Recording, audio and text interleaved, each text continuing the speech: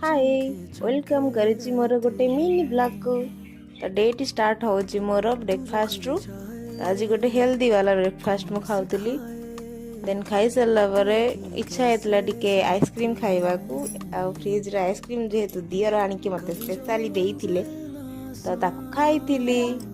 आ एठी देखंतु मैडम कर केमती आइसक्रीम खाइबार स्ट्रगल चलछि।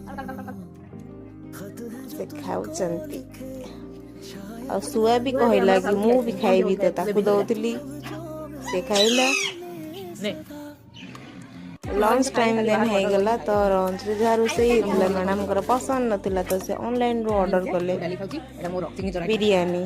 तो मु भी सेतु टिके खाइली। पुणी मैडम कर आइसक्रीम खाइबा को पुणी इच्छा हला तो से खाउतले मते जाचिले जेहेतु मु आ करिबार आ मते देलेनी से तांकर खाइले। तो ये मोर गोटे गिफ्ट मिलता मुझा को देखुली। आ डिनर रे हमर लेमन राइस होता ये हजबैंड खाऊंट। यहाँ हूँ सबुठ बेस्ट दिन सबुठ बेस्ट मोमेंट ढाबा क्लोज रो।